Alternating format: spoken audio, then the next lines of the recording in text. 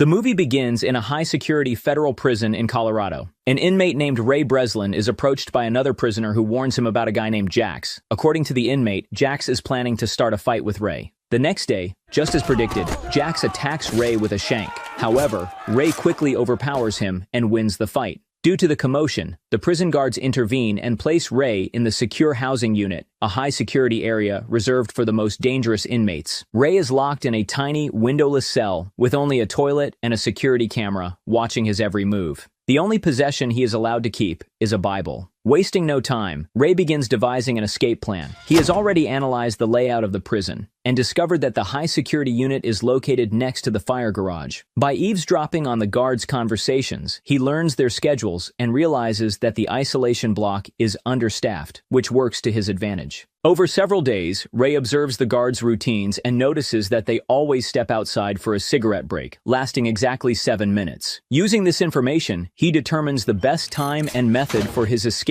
Now, the only thing left is to figure out how to obtain the passcode to his high-security cell door. To do this, he carefully peels a thin layer of polyethylene from the chocolate milk packaging that comes with his meals. When escorted for a walk, he discreetly places the plastic sheet over the keypad. Later, by examining the fingerprints left behind by the guard, he is able to deduce the numbers used in the passcode. With the possible digits in hand, cracking the sequence becomes much easier. Meanwhile, Ray finds a way to secretly communicate with his team outside the prison. In a letter, he embeds an encrypted message instructing them to create a distraction at exactly 4 p.m. on the day of his escape. He also prepares balls of toilet paper soaked in liquid soap for his plan. Finally, the day arrives. Returning from his walk, Ray discreetly jams the door lock with the sticky toilet paper, preventing it from fully locking. Hey, fruitcake. Let's go. Once the guards step out for their cigarette break, he enters the correct passcode and escapes his cell. Moving quickly, he crawls through a vent that leads to the unguarded fire garage. There, he puts on a firefighter uniform. At that moment, his team initiates the distraction by blowing up a car outside the prison. As the fire brigade rushes to the scene, Ray slips out by latching himself onto the underside of the fire truck. Once outside, he calmly climbs into a getaway car driven by his teammates, Abigail and Hush, his closest allies. They drive him a short distance away from the prison and drop him off near a telephone booth. Still wearing his prison robe, Ray boldly approaches the booth. A passing police car spots him, and soon, more officers arrive, surrounding him at gunpoint. However, he manages to make a call and relay a secret code. Showtime.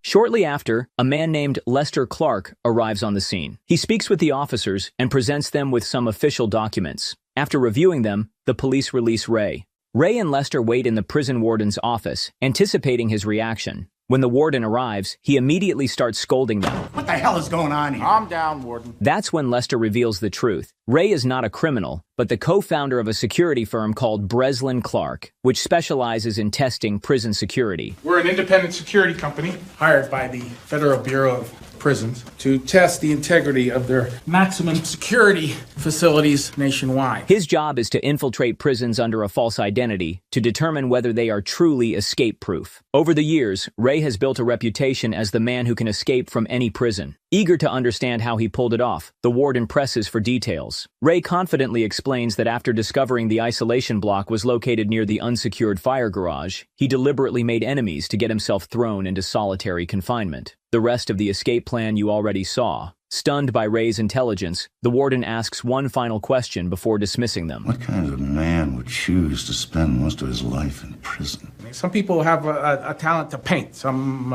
to sing. Me, I sing. Ray Breslin, he possesses a unique set of skills. He is able to break out of any prison designed by man. After the meeting, Ray returns to his office for the first time in 5 months. Waiting for him is a puzzle, a custom-made 3D riddle designed by Hush, something he's been working on for months. However, Ray effortlessly solves it in just a few seconds, leaving Hush impressed and slightly frustrated. Meanwhile, his business partner, Lester, has arranged a meeting with CIA lawyer Jessica Miller. Central Intelligence Agency. You a spy? Worse, I'm a lawyer. She had read Ray's book on vulnerabilities in prison security and was deeply impressed by his expertise. Jessica wants him to test a new, top-secret prison, one designed to hold criminals so dangerous that no government wants them on record. The prison is privately owned, and its true location must remain undisclosed. What she's really saying is that none of this is officially sanctioned by anyone. So if anything goes wrong, nothing comes back to bite you people in the ass. Whoa, whoa, whoa, this is not your concern. Hey, I owe him. I don't owe you. Ray's team is immediately against the idea, calling it far too dangerous. But then Lester drops a bombshell. Jessica is offering millions of dollars for the job. Despite the staggering amount, Ray remains skeptical. However, Jessica insists that the inmates inside this prison are not just criminals, but monsters who should never be allowed back into the real world. Her words make Ray reconsider, and against his friend's concerns, he accepts the deal. Jessica provides Ray with a fake identity. He will enter the prison as Anthony Portos, a Spanish terrorist for hire. His only point of contact on the inside will be the warden, Roger Marsh. If anything goes wrong, Ray is to give him an evacuation code to signal extraction. Evacuation code. 310275. On the day of his infiltration, Hush follows protocol and implants a tracker in Ray's arm to ensure they can monitor his location. However, things take a dark turn when a van suddenly pulls up and a group of masked men kidnaps him. They immediately locate the tracker and cut it out, rendering him untraceable. Before Ray can react, they inject him with a heavy sedative, ensuring he remains unconscious so the prison's location stays a secret. At some point during the transport, Ray briefly regains consciousness. He finds himself inside a helicopter. He sees one of the guards stab another prisoner and throw his body out of the helicopter. Before Ray can process what's happening, the guards notice him awake and immediately inject him with another dose of sedatives. Ray eventually wakes up inside the prison. He finds himself in a glass cell, elevated on a platform. Around him, several other inmates are held in similar transparent cells. The entire prison is under strict surveillance. Guards in masks and rifles patrol the area, while moving cameras track every prisoner's actions. Soon, Ray is escorted to meet the prison warden, Hobbs, who introduces himself. Confused, Ray questions this. Where's Warden Marsh? There is no Warden Marsh. As he was told the warden's name was Roger Marsh. His unease deepens as he recounts how he saw a guard kill a prisoner on the helicopter. Hobbs, visibly displeased by the news, dismisses him and prepares to leave. Desperate, Ray stops him and cites the evacuation code. Evacuation code. Which should guarantee his release in case of an emergency. However, Hobbs mocks him. Meaning you give me a number and you walk out of here free as a bird? And coldly declares him just another inmate. Meanwhile, Abigail and Hush are working tirelessly to track down Ray's location, but their search proves difficult. Back in the prison, the inmates are ordered to proceed to the Babylon area, which serves as the prison yard. Ray, however, stays shocked in his cell. As the warden addresses him by the name Portos, a nearby inmate takes notice, seemingly recognizing the name. On his way to the yard, Ray witnesses guards brutally beating prisoners, realizing that these guards have absolute authority to do whatever they want to break the inmates' spirits. A while later, a group of massive, bulky men approach Ray, clearly eager to throw a welcome party for the newcomer. But Ray politely refuses, breaking the fingers of one of them. Before the situation escalates, the inmate who previously overheard his name steps in, bringing his own crew. His name is Emil Rotmeyer. Emil attempts to befriend Ray, but Ray isn't interested in small talk. Portos, your name, the fourth musketeer. Emil insists, revealing that he used to work security for a man named Mannheim. He's a genius. Really?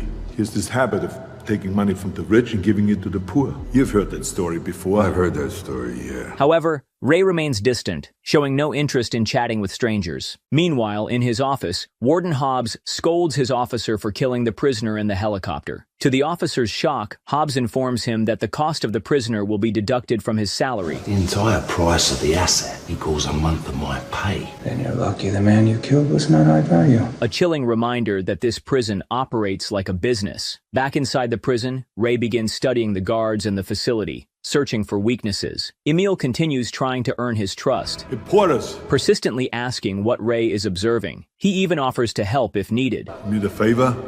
The favor man. Ray starts piecing things together. This isn't a normal prison for federal criminals. Instead, it's a secret torture facility where the wealthy send their enemies to disappear. Determined to learn more, Ray plans to investigate the isolation area. To do this, he needs to get himself thrown into solitary confinement. He turns to Emil for help. Emil, eager to assist, punches Ray in the face.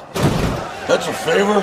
Sometimes favors hurt. The two begin a WWE-style fight, drawing the attention of the entire prison. Watching through the security cameras, Warden Hobbs is visibly entertained by the brawl, almost amused at the spectacle. Soon, Ray and Emil are sent to the isolation area, a tiny room that serves as both a cell and a torture chamber. The room functions like an oven, with temperatures far beyond what a human can endure. High-powered halogen lights down on them, designed to disorient and dehydrate prisoners. In my country, we call it a sauna. Meanwhile, Warden Hobbs watches their suffering through the security cameras. After an entire day in the chamber, a prison doctor visits Ray. Ray appeals to his humanity, asking him about the prison's location. He notices how the doctor hesitates, clearly unsure of how to respond. Before he can say anything, the prison officer rushes him, demanding to know what Ray asked. Nervous, the doctor lies, saying they were only discussing dehydration. However, Ray overhears this exchange and realizes that the doctor might be the key to his escape. Meanwhile, Abigail and Hush confront Lester, demanding to know Ray's location. They insist that he talk to Jessica about it. Initially, Lester refuses, reminding them that everything is going according to contract and they should trust the process. But Hush isn't having it. He threatens Lester, forcing him to reconsider. Under pressure, Lester finally promises to call Jessica. Back in prison, after being released from solitary confinement, Ray shares his latest discovery with Emil. He noticed that the chamber floors are riveted with steel instead of the more secure aluminum. This place is subterranean. There's moisture in the air. Steel rusts over time. This means that if he can remove the rivets, he might find a way out. To do this, Ray asks Emil to acquire a metal plate that he can use to pry the rivets open. Emil immediately sets his plan into motion. He tells the guards he is ready to talk to the warden about his boss, Mannheim. During the meeting, the warden once again presses Emil for details about Mannheim's whereabouts. You know, to many people,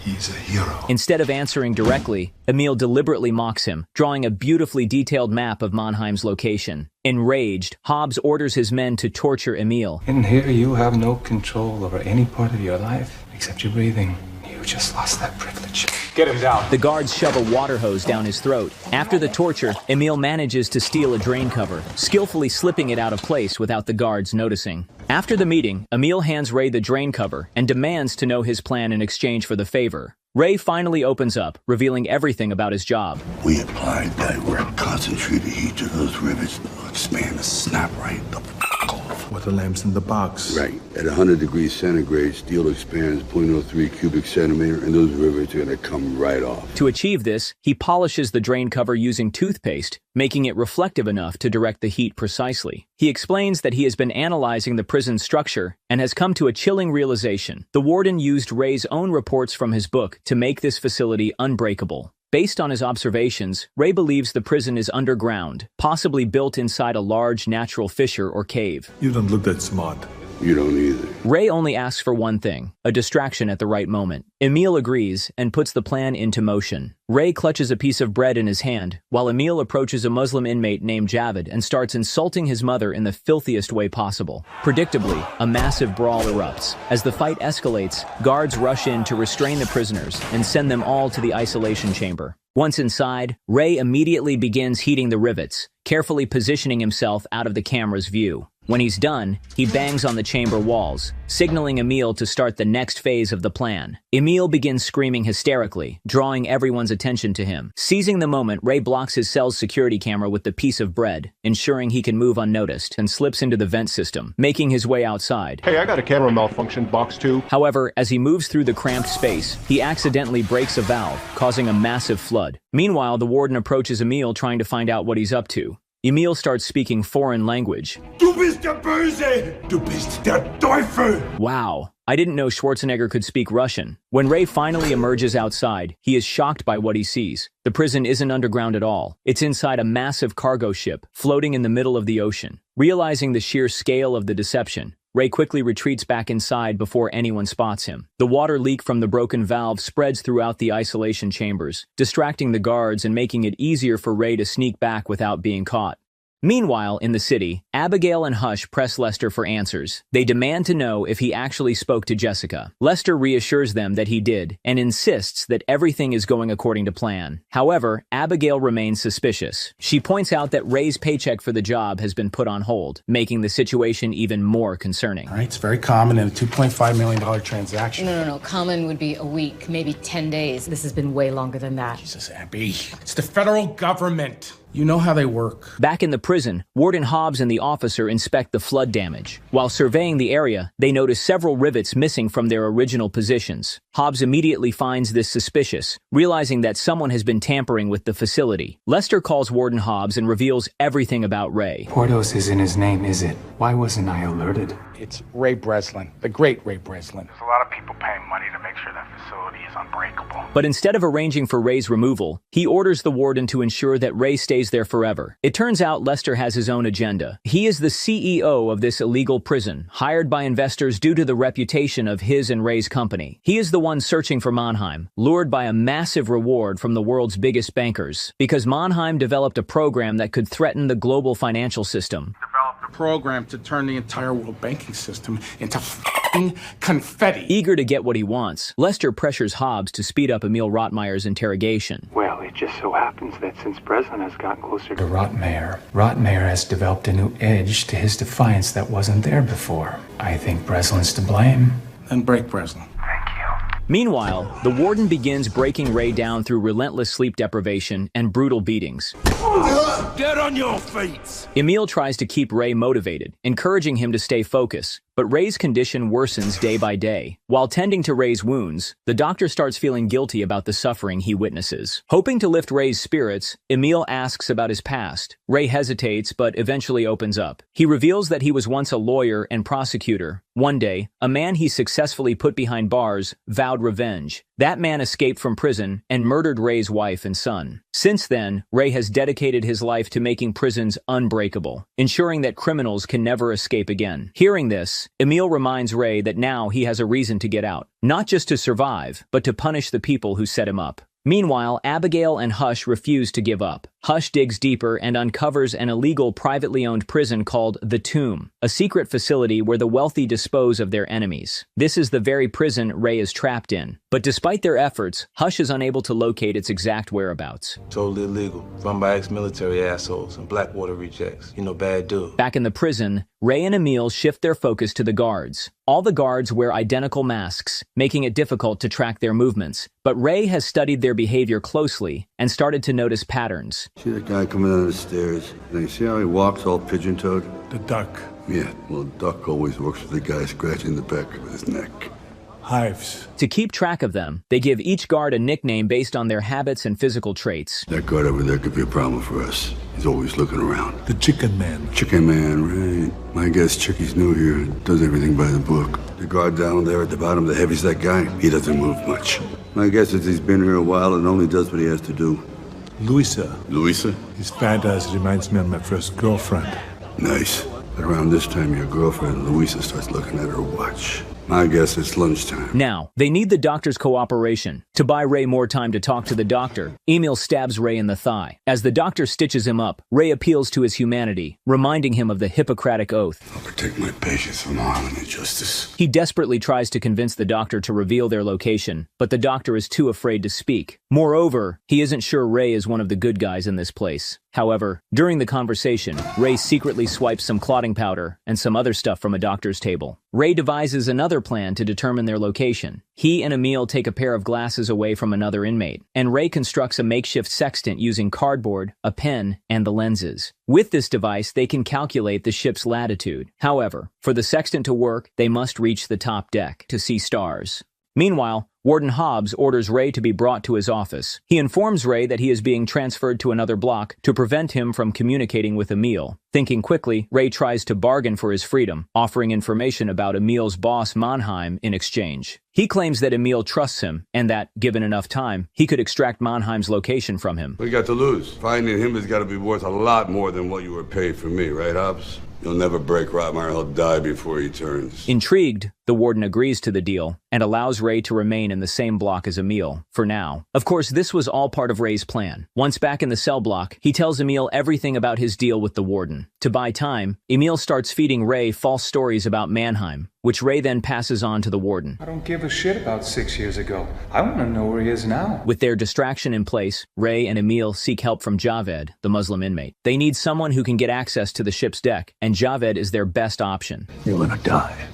You want to get out? Later, Javed is brought to Warden Hobbs and pretends to offer his services as a spy. He claims he can provide information about Ray's escape plans. In exchange, he asks for permission to pray outside in the open air, per his religious customs. Unaware of Javed's true motives, the warden agrees and grants him access to the deck. Once outside, Javed quickly uses the sextant, calculating the ship's latitude. With this crucial information, Ray deduces that they are in the Atlantic Ocean near Morocco. Water goes counterclockwise above the equator, so we're north. He brought a new fish in yesterday. He said it was November 20th. We got warm rain, warm air at sea, November. Now you're building a secret facility, so you're gonna want to stay away from the Caribbean and the Pacific, say east of the China Sea.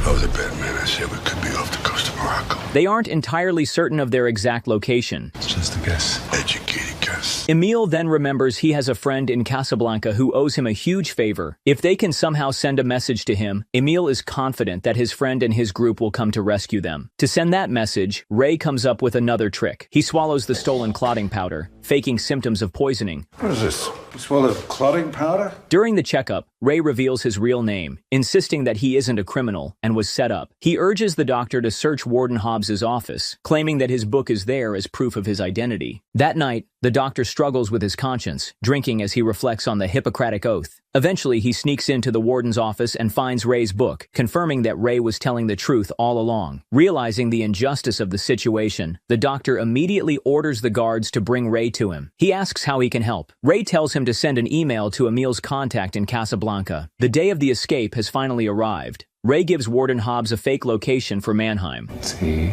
ratting out your friends ain't so hard. Successfully misleading him. At the same time, Javed approaches the warden with more false intel, claiming that a riot will break out today and that the guards should keep a close eye on Ray. Hobbs immediately begins watching Ray through the CCTV cameras. He spots Ray secretly sending a message in Morse code to instigate a riot in Block C. Falling for the trap, the warden orders all his guards to Block C, leaving only 2 guards in the Babylon area. Meanwhile, the doctor finally sends the email to Emil's contact in Casablanca, setting their backup plan in motion. Seeing the perfect opportunity, Javed provokes a fight in the Babylon area, starting the riot. As guards scramble to control the situation, Ray, Emil, and Javed seize the moment and make a run for the top deck. However, Hobbs quickly notices their escape and orders an immediate lockdown of the cargo hold. Before the 3 can reach the top, the security doors slam shut, blocking their path. At the same time, Emil's rescue team arrives in helicopters, hovering over the ship, ready to extract them. Inside the prison, guards engage in a shootout with the escapees. During the process, Javed is shot and unable to move. Ray quickly comes up with a plan. He must shut down the ship's power system to unlock all doors, giving them a way out. He orders Emil to get to the deck and board the helicopter, promising that he'll find his own way out.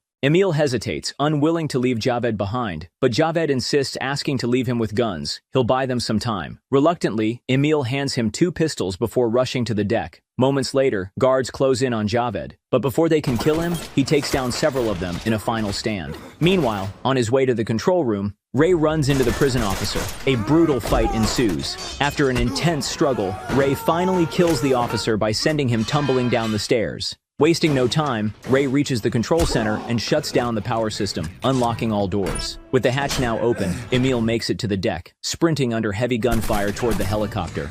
He detaches a machine gun and goes full Arnold Schwarzenegger mode, mowing down enemies like the Terminator. He orders his team to wait for Ray, but realizes they won't last much longer. Forced to take off, they hover around the ship, hoping Ray can still make it. Meanwhile, Ray hides inside a water flushing tank as Hobbs searches the area nearby. The warden orders his men to turn the power back on. When they do, the fuel conversion system automatically fills the flushing tank with water, and before anyone realizes it, Ray is forcefully flushed out into the ocean. Hobbs notices what has happened and rushes outside. Emil spots Ray struggling in the water. Acting fast, he lowers the helicopter's ladder and Ray latches onto it. Meanwhile, Warden Hobbs isn't done yet. He opens fire on them, wounding Emil and nearly shooting down the ladder. Ray takes aim at the oil tanks on the deck and fires. The shot ignites a massive explosion, engulfing the warden and his men in a fiery blast. The helicopter flies toward the Moroccan coast. As soon as they step onto solid ground, a car arrives to pick them up. To Ray's shock, Jessica, the woman who hired him for the job, steps out of the vehicle. But what baffles him even more is when Emil casually introduces her as his daughter. It is then revealed that Emil is actually Mannheim, the very man everyone believed to be his boss. He had lied about his identity to protect himself from his enemies, ensuring no one would come after him. Jessica, knowing her father was imprisoned in the tomb, orchestrated Ray's incarceration to get him inside and break her father out. Even the alias Portos was a coded message meant for her father.